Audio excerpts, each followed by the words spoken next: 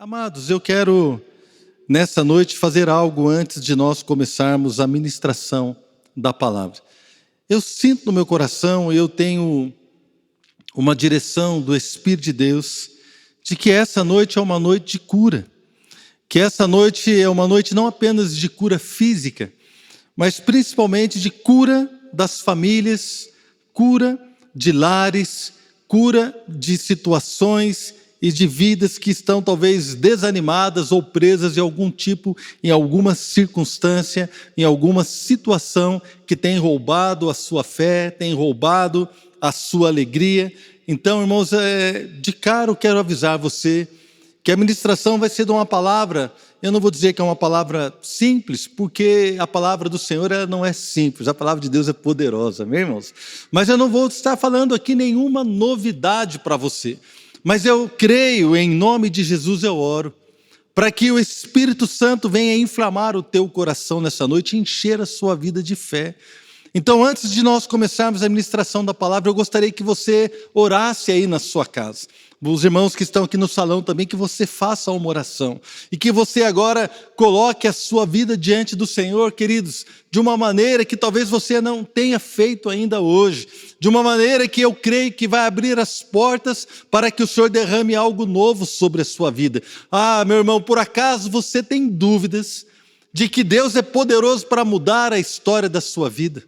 Eu acredito que você não duvida de que Deus tem poder para intervir, para tocar, para sarar, para trazer cura, para trazer libertação, para trazer, querido, tudo aquilo que eu e você precisamos. Então, nesta noite, eu quero desafiar você a fazer uma oração sincera diante do Senhor. Que você aí, se você não quer fazer isso em voz alta, mas que você possa então, pelo menos diante do Senhor, abrir o teu coração e falar: Senhor, eu preciso ser renovado na minha fé. Deus, eu preciso ser renovado na minha força. Deus, eu preciso ser curado, eu preciso ser liberto. Eu vejo pessoas apáticas, então confesse agora diante do Senhor: Deus, há uma apatia no meu coração, há uma falta de vontade, há uma falta de alegria. Senhor Deus, há uma falta de desejo pela sua presença. Deus, meu coração está apático, talvez eu não estejam queimando as verdades espirituais. Senhor Deus, quando eu olho para a minha família, oh Pai, a fé fugiu do meu coração, a minha prática no dia a dia não tem nada a ver com aquilo que eu gostaria de estar vivendo. Deus, eu preciso de um toque sobrenatural do Senhor. Diga isso a Deus, querido. Eu preciso que a minha casa seja curada. Pai, eu vim até aqui, mas as minhas forças se acabaram. Oh Deus, o meu ânimo foi exaurido. Senhor, tudo aquilo que eu esperava talvez não tenha acontecido da maneira como eu queria, mas eu preciso renovar a minha fé no Senhor. Nessa noite eu preciso crer que o Senhor ainda pode tocar na minha vida de uma forma sobrenatural. Meu irmão, abra o seu coração com Deus, e se porventura está tudo bem na sua casa, você está firme, alegre, frutífero, então louve a Deus. Deus, eu te louvo porque neste momento o Senhor tem sustentado a minha vida, estou frutífero. Pai, eu sinto que estou pronto para o desafio. Então louve e glorifique a Deus, querido, e faça algo pelo Senhor, pelo seu reino, pela sua obra. Mas se você precisa de um toque de Deus, seja sincero e fala: Deus, usa hoje o pastor Marcelo para falar comigo. Deus, libera uma palavra. Pai, libera uma palavra que vai mudar a história, vai mudar, Senhor Deus, o rumo, vai mudar o rumo em nome de Jesus. Eu profetizo que nessa noite lares terão o rumo mudado, vidas terão o rumo mudado. Talvez você está indo por um caminho desesperançoso, talvez você esteja indo por um caminho, oh meu irmão, minha irmã, um caminho aonde você virou as costas para aquilo que Deus te prometeu, ou então você está amargurado com uma ou outra circunstância, mas nessa noite, o Senhor, assim como Ele fez com aqueles 2 discípulos que estavam no caminho de Emaús, haviam deixado ali Jerusalém e estavam indo para outro lugar, mas ali quando eles tiveram a percepção de que Deus ainda estava no controle da história, sim, de que Jesus havia morrido, mas havia ressuscitado, de que Deus não havia perdido o controle da situação. Quando eles perceberam isso, rapidamente eles voltaram para o lugar de onde nunca haveriam de ter saído. Eu quero declarar uma palavra sobre alguns que estão aqui me assistindo nessa noite. Meu irmão, você precisa retornar a um caminho de fé, você precisa retornar a um caminho de alegria, de celebração, você precisa retornar àquilo que Deus te chamou para fazer. Não volte as costas para o chamado de Deus, não volte as costas para aquilo que Deus já te falou, não volte as costas para o mover, para a bênção de Deus na sua vida e na sua família, mas persevere crendo, porque eu tenho uma palavra para você nessa noite. Deus não perdeu o controle. Deus está pronto para agir. Nós podemos dizer, como disse Jó, eu sei em quem tenho crido. E em breve o meu Redentor vai se manifestar, eu sei em quem tenho crido. Esta é a declaração de um homem e de uma mulher de Deus. Eu creio que você nessa noite, então, se você abrir o seu coração com o Senhor, quero convidar você também a abrir a palavra lá em Romanos capítulo 1, versículo 16, um verso muito conhecido da igreja. Um verso onde o Senhor manifesta algo aqui para nós, onde o homem de Deus, o apóstolo Paulo, faz uma declaração tremenda, irmãos. Uma declaração simples, mas é uma declaração poderosa de alguém que experimentou o toque, o mover e a glória de Deus na sua própria vida. Então o apóstolo Paulo diz aos romanos, eu não me envergonho do evangelho, Romanos capítulo 1, 16, não me envergonho do evangelho, porque é o poder de Deus para a salvação de todo aquele que crê, primeiro do judeu, depois do grego. E é interessante que ele cita aqui primeiro do judeu, depois do grego, porque a sociedade que Paulo vivia era uma sociedade complicada.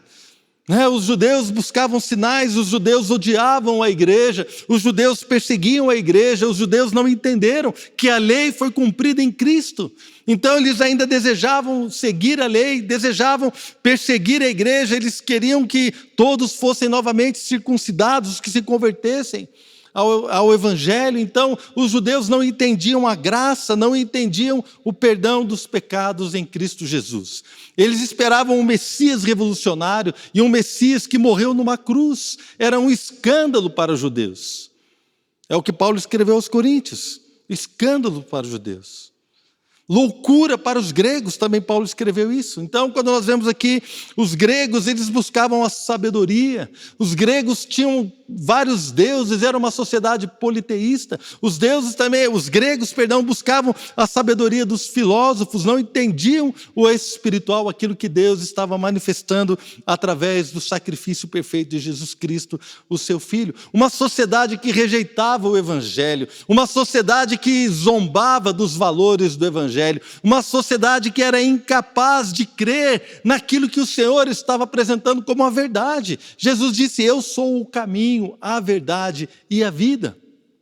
Ninguém vem ao Pai a não ser por mim. E quando eu olho para a sociedade que vivemos nos dias de hoje, é uma sociedade muito parecida, uma sociedade promíscua, onde agora trisal e vários tipos de relacionamentos abertos são permitidos, onde há divórcios de líderes, pastores, homens de Deus. Outro dia eu vi um cartaz de um líder nacional que abandonou a mulher da sua aliança, está no seu segundo casamento, um líder de uma igreja, um cartaz que ele vai dar um seminário sobre família. Eu quero dizer para você, meu irmão, isso é um absurdo. Isso é um absurdo. Aquilo que é certo virou errado, o que é errado virou certo. Quando a igreja não cumpre os valores e não obedece àquilo que Deus coloca como coisas básicas, qual é a esperança do mundo? Mas eu também quero dizer para você, irmãos, que a igreja verdadeira permanece fiel. Há homens de Deus nesta nação, querido, no mundo, que servem a Deus com fidelidade. Porque se a igreja se perder, qual vai ser a esperança do mundo? Então a sociedade hoje vive momentos estranhos, onde pessoas que não têm a mínima condição de falar são ouvidas, são pessoas que têm, como vamos dizer, alcance ou que têm influência nos nossos jovens.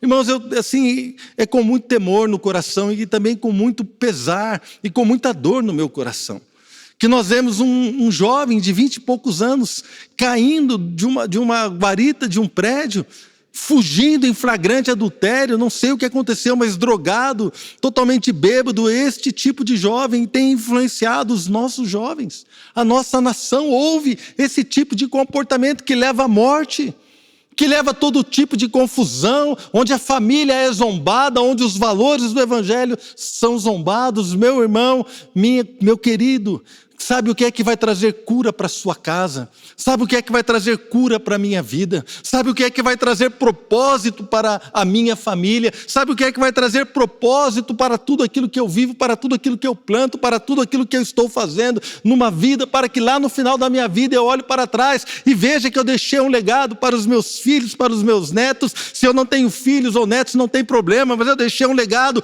para os meus amigos, eu deixei algo para aqueles que conviveram comigo, eu deixei, querido, o testemunho de um homem de Deus. Isto é o que importa.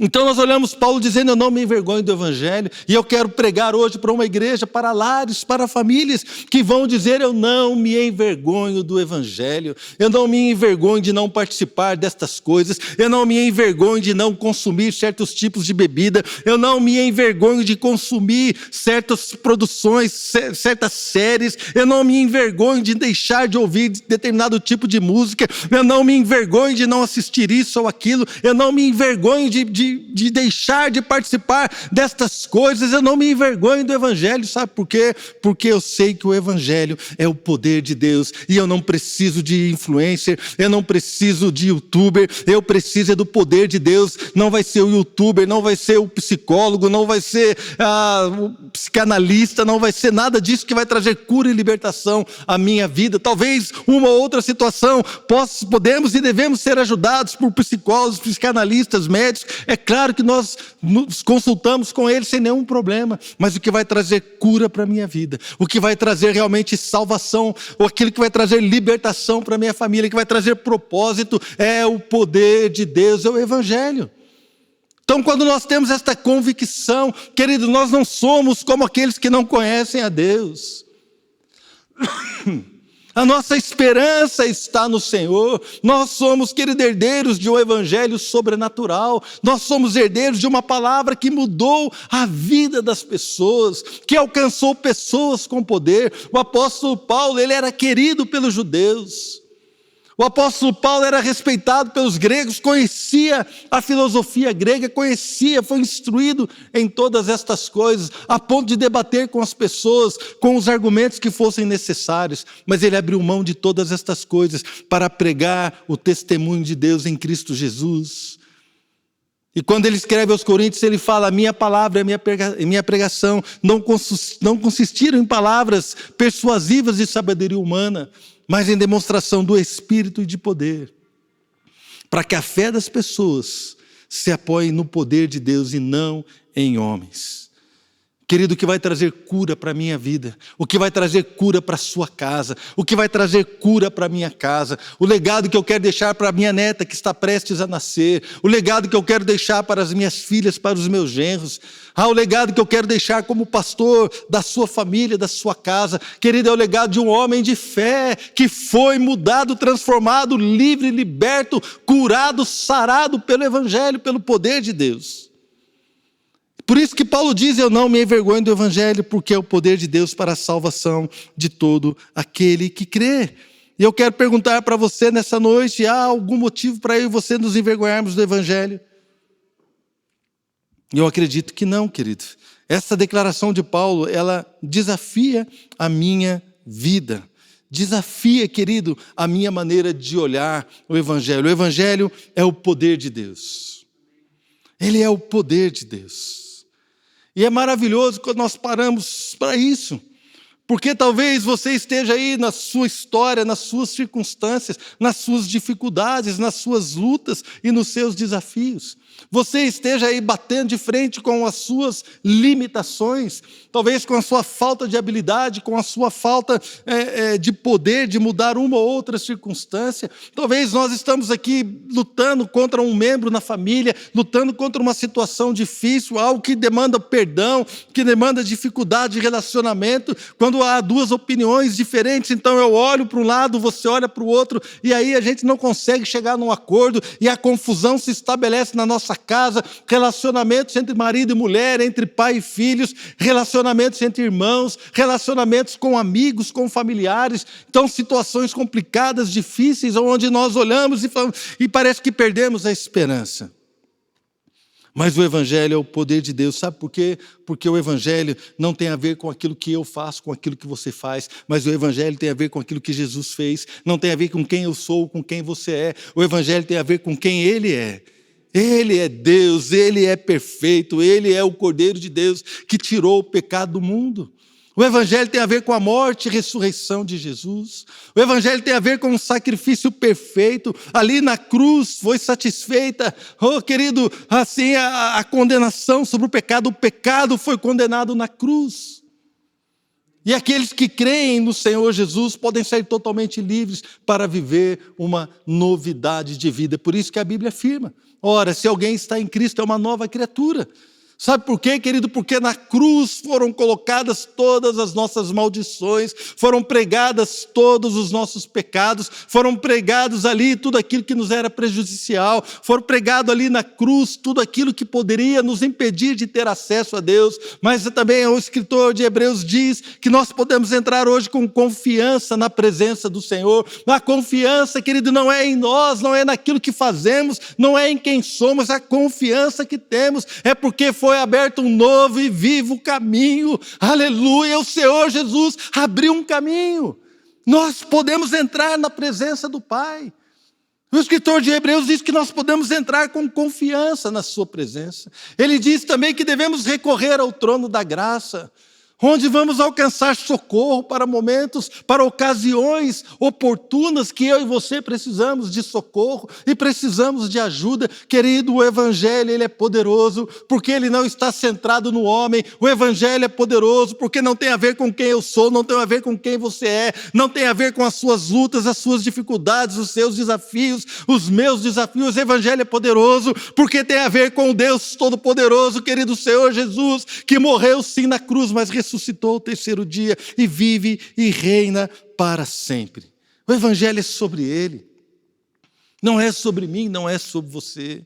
O Evangelho é sobre aquilo que Deus fez, é sobre uma obra que já está consumada. Quando Jesus abriu seus braços na cruz, Ele disse, Ele clamou, está consumado, a obra perfeita foi feita, foi realizada, acabou.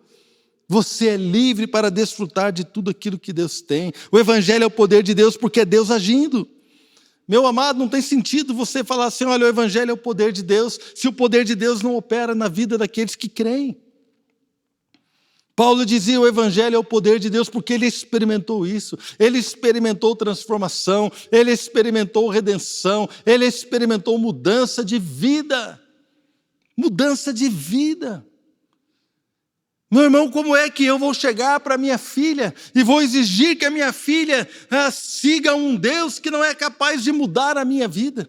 Como é que eu vou chegar para o meu genro e vou dizer para ele como que ele deve cuidar da minha filha, da esposa dele, se eu cuido mal da minha esposa? Irmãos, o Evangelho precisa transformar a sua vida. Se você quer deixar algo para o seu filho, para a sua filha, algo que você tem que deixar de mais precioso, é que você seja totalmente transformado. Chegou a hora de você abrir mão de quem você é. Chegou a hora de você parar de olhar para as suas limitações. Chegou a hora, meu querido amigo, meu pai, homem de Deus, pai de família, você também que é esposa, mulher de Deus, mãe, você que estão casados sem filhos, não tem problema, mas chegou a hora de você ser transformado pelo poder de Deus. Não podemos viver como se o Evangelho fosse um conjunto de argumentos. Eu quero dizer para você, o Evangelho que mudou a minha vida, o Evangelho que mudou a minha história, o Evangelho que tocou no meu casamento, o Evangelho que me ajudou a formar as minhas filhas, o Evangelho que tem me conduzido há tantos anos, não é um conjunto de bons argumentos. O Evangelho, oh aleluia, é o poder de Deus. O Evangelho é o poder de Deus. tem transformado a minha vida e precisa transformar a sua, precisa curar o nosso coração, precisa trazer mudança, precisa acontecer algo. Não podemos ficar olhando como se fosse um conjunto de letras, não, é o poder de Deus. O Evangelho é o poder de Deus. Por isso que eu não tenho vergonha, jamais me envergonharei do Evangelho. Quero fazer coro com o apóstolo Paulo, não me envergonho, pelo contrário, eu sou grato a Deus. E eu tenho pregado esse Evangelho há tantos anos, crendo que Deus vai fazer a mudança na sua vida, na sua casa e na sua família. Não está centrado naquilo que nós podemos fazer, mas o Evangelho é a história do que Jesus fez. E quando nós olhamos aqui o texto de Romanos, ele diz, eu não me envergonho do Evangelho, porque é o poder de Deus para a salvação de todo aquele que crê. Querida, essa palavra, vamos aqui caminhar neste versículo, salvação.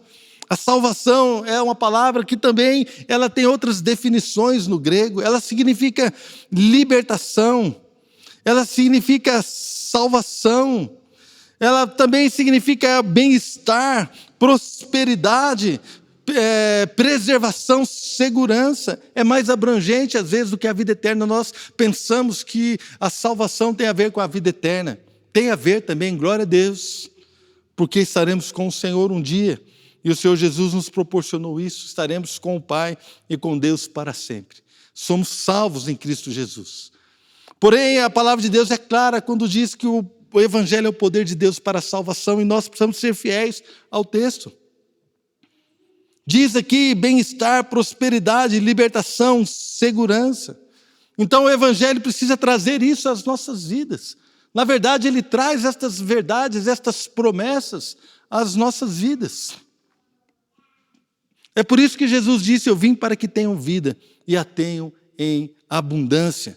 É abundância de vida, não é uma vida mesquinha, não é uma vida presa, não é uma vida presa nas dores, nos pecados, nos vícios, querido, nas amarguras, uma vida presa na falta de perdão. Não, o que o Senhor conquistou para nós é uma vida totalmente livre destas coisas, é uma vida que olha para Ele e se alegra, onde Ele é a alegria da nossa alma, onde nós podemos dizer na presença do Senhor, a plenitude de alegria, totalmente livre de todas essas situações, porque o Evangelho é o poder de Deus que traz salvação.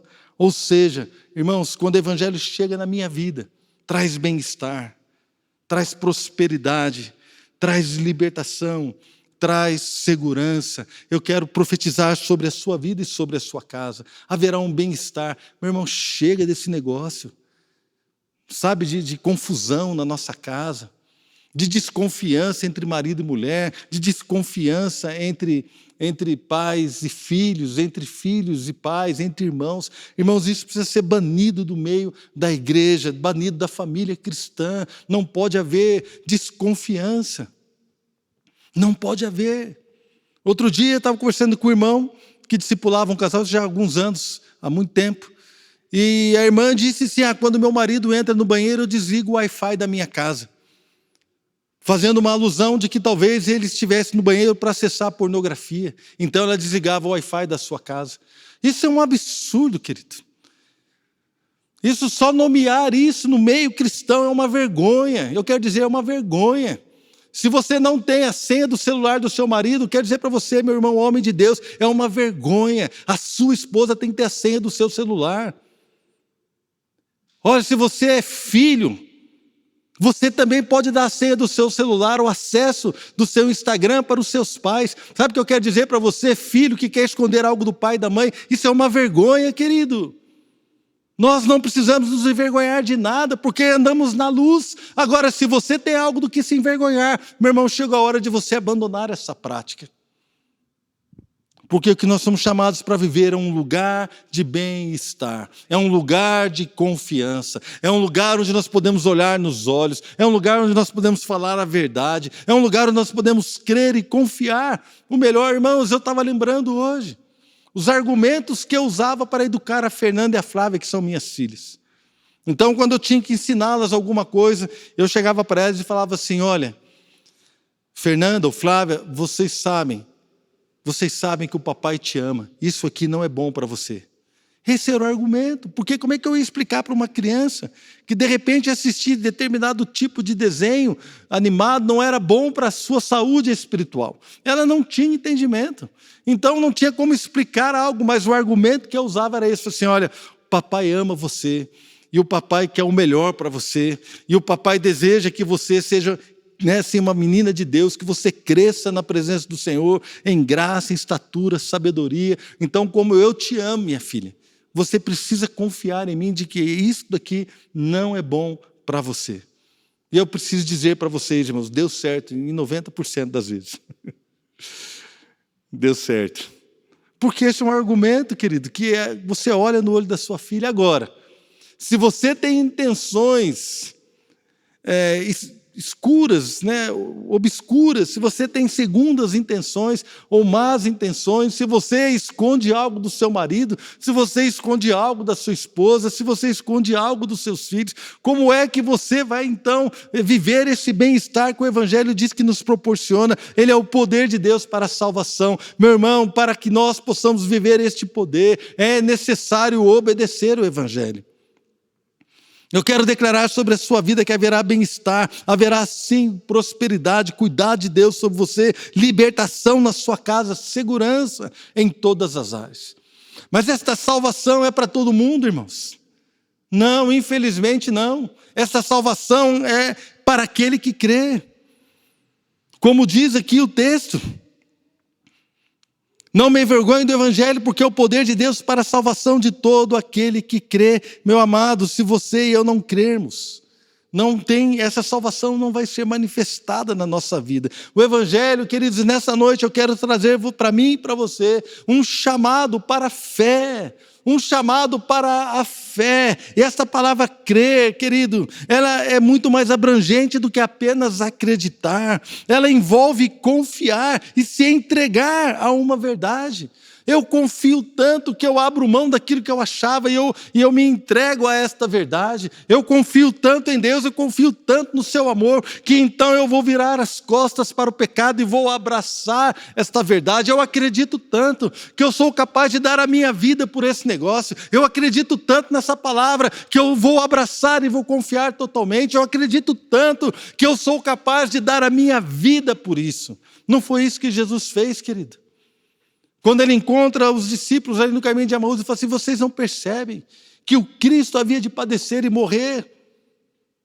Ou seja, Jesus se entregou, porque estava escrito que ele deveria morrer. Ele morreu porque confiou na palavra, a ponto de obedecer até a morte, como Paulo disse aos Filipenses. Ele foi obediente até a morte, morte de cruz, porque estava dito ali, estava escrito e determinado pelo Pai, que ele haveria de morrer como um sacrifício perfeito.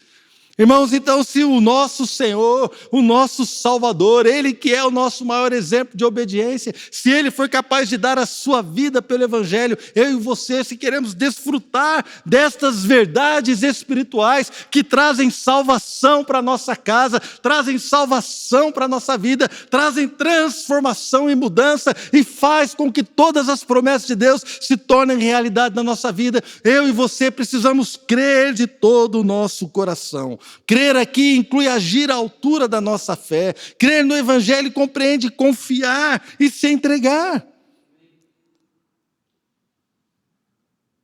Porque a salvação é para aquele que crê. Se você não crê, meu irmão, de duas uma, ou você está no lugar errado, totalmente alheio àquilo que Deus tem dito, ou então você está desanimado, e a palavra dessa noite é para que traga ânimo ao meu e ao seu coração. De maneira nenhuma eu estou aqui para apontar o dedo para vocês e dizer: você não acredita, você não vai viver. Não é isso que eu estou dizendo. Eu estou dizendo o seguinte: há um poder, meu irmão, minha irmã, há um poder disponível para nós. Há um poder disponível para nós. Basta nós confiarmos em Deus de todo o nosso coração e nós nos entregarmos a esta verdade, nós nos entregarmos a estas promessas para desfrutarmos de todo o bem-estar, salvação, cura, libertação que eu e você tanto sonhamos e tanto desejamos e queremos trazer para a nossa casa, queremos trazer para a nossa existência, queremos trazer para os nossos relacionamentos o poder de Deus que salva, mas é preciso crer. Que coisa maravilhosa, irmãos, que homens que nunca se envergonharam do Evangelho, a ponto de se entregarem por ele. Como Paulo disse, eu não me envergonho do Evangelho. Esse Evangelho chegou até nós. Nós estamos falando aqui, irmãos, de uma igreja que foi perseguida. Você pode ver lá em Atos, ver a história de Atos, lá em Jerusalém. A igreja estava ali em Jerusalém, levantou-se uma perseguição. Atos capítulo 7 fala de Estevão, Atos capítulo 8 fala da expansão da igreja. Foi levantada uma perseguição, as pessoas começaram a ser perseguidas, abandonaram as suas casas, abandonaram os seus bens e fugiram para salvar a sua própria vida. E enquanto fugiam, pregaram o Evangelho. Sabe por quê? Porque eles não se envergonhavam do Evangelho, não se envergonhavam do Evangelho que os estava fazendo com que fossem perseguidos. Eles não sentiram vergonha, pelo contrário, saíram pregando e a igreja começou então a se expandir, começou a crescer. Porque estes homens não se envergonharam. Um pouco mais depois, né, a história registra de perseguições tremendas para aniquilar a Bíblia, para perseguir e destruir todas as cartas, para destruir tudo aquilo que foi escrito. Homens morreram para não entregar a palavra de Deus. A Bíblia chegou às nossas mãos. Querido, esta Bíblia que está aqui nas minhas mãos, ela chegou aqui às minhas mãos com preço de sangue. Homens foram lançados para as bestas feras nas arenas, outros foram empalados, outros foram crucificados e foram incendiados para iluminar a entrada da cidade de Roma. Pessoas foram perseguidas e foram mortas para que essa palavra não chegasse a mim e a você, mas essas pessoas não abriram mão da fé, não abriram mão daquilo que Deus tinha dado para elas, para que o Evangelho pudesse ser testemunhado. Este preço é preço de sangue, não apenas o preço do sangue de Jesus, mas dos nossos irmãos que derramaram o seu próprio sangue, irmãos que talvez tivessem filhos pequenos, foram mortos, mulheres foram mortas. Há uma história, querido, de uma mulher que ela deu à luz um dia antes de ser colocada na arena, e enquanto o seu seio vazava leite, porque havia acabado de dar à luz, a sua bebê foi dada para uma amiga, ela foi lançada na arena. Sabe por quê? Porque não desistiu de crer no Evangelho. Meu irmão, como é que isso não pode tocar na minha vida e na sua vida? De alguém que abre mão da sua própria história, da sua vida, para que o Evangelho não fosse difamado ou não fosse diminuído. Ele é o poder de Deus, Ele é o poder de Deus, Ele é o poder de Deus, nunca deixou de ser, nunca vai deixar de ser. Se eu e você crermos, vamos desfrutar de tudo aquilo que Ele nos promete. Esse é o Deus Todo-Poderoso. Eu quero ministrar sobre a sua casa nessa noite. Irmãos, como eu disse, eu creio que é um tempo de cura, é um tempo de voltar a crer, é um tempo de se alegrar em Deus. Irmãos, nós não estamos aqui simplesmente olhando para promessas pontuais. Talvez você, Deus me prometeu um emprego e eu não tive um emprego. Deus prometeu que eu ia casar e eu não me casei. Amém, irmãos, eu acredito que Deus faz isso e Deus vai fazer, Deus sabe exatamente do que você precisa. Mas o que eu quero dizer aqui, irmãos, nessa noite, é que o Evangelho é o poder de Deus, e esse é algo espiritual. Nós precisamos celebrar a Deus, precisamos ter uma vida de celebração, uma vida alegre na presença do Senhor. Os nossos relacionamentos precisam cheirar a Cristo. A nossa família, irmãos, tem que ser um lugar de bem-estar. Não importa o que você viveu até hoje, não importa quantas vezes você tentou mudar, não importa quantas vezes você lutou, não importa se você caiu ou se levantou, não importa, o que importa é que nós olhamos para frente sabendo que o nosso Deus é poderoso para fazer, baseado na sua própria natureza, não em nós, mas no sacrifício perfeito de Jesus. É Ele que vai fazer, Ele já fez, está consumado. Eu oro para que o Senhor possa curar a sua vida, a sua história. Eu queria que você fechasse os teus olhos aí na sua casa, para que o Senhor pudesse ministrar a sua vida nessa noite.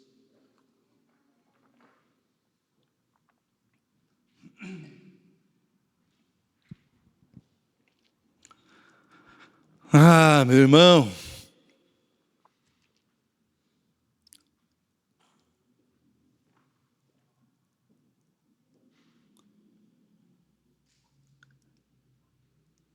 Que Deus maravilhoso é esse? Que Deus maravilhoso é esse, irmãos? Que continua liberando o seu poder.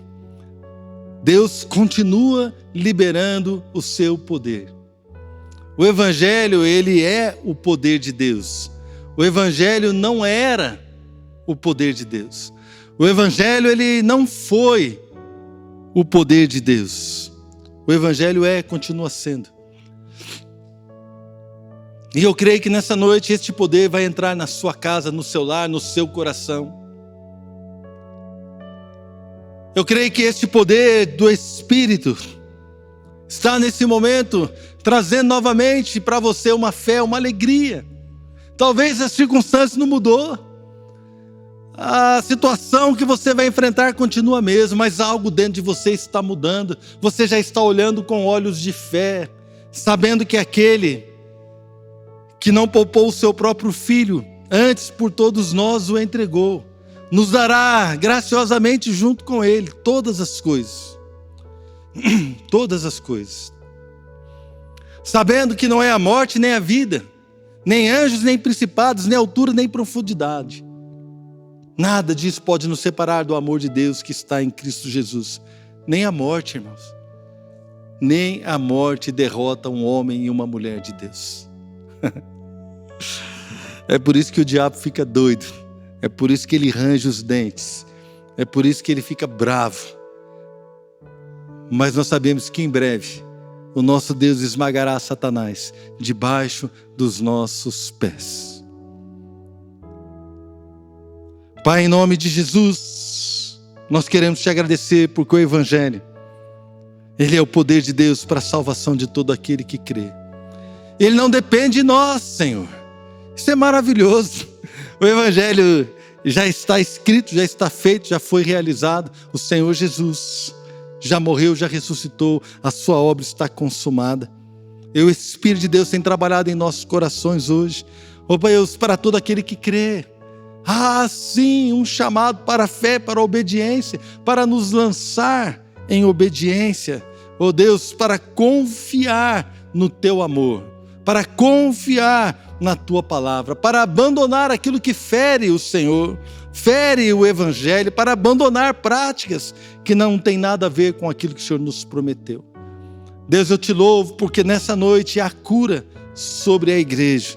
Eu te louvo porque nessa noite, Deus, há bênção sobre nós. Eu te louvo porque nessa noite algo está acontecendo e o Senhor tem derramado da sua graça, o Senhor tem transformado vidas, o Senhor tem trazido novamente pessoas para uma vida de fé. Pai, pessoas estão desviando agora os olhos, e Deus, daquilo que as estava atrapalhando, e estão olhando novamente para o Senhor.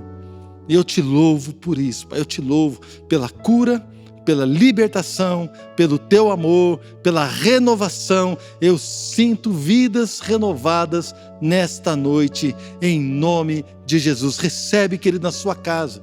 Recebe poder de Deus. Não se contente com uma vida que não desfruta do poder de Deus. Não se contente, querido, com uma vida de argumentos apenas, com pensamentos filosóficos ou com pensamentos cristãos. Não se contente. É claro que vamos estudar todas estas coisas, mas eu e você somos herdeiros do sobrenatural. O Evangelho é o poder de Deus, e o poder de Deus não é apenas um poder que vai trazer argumentos. O Evangelho não é um conjunto de argumentos. O Evangelho é o poder de Deus para a salvação de todo aquele que crê. Amém, meu irmão? Tenho certeza que o Senhor ministrou aos nossos corações nessa noite essa palavra.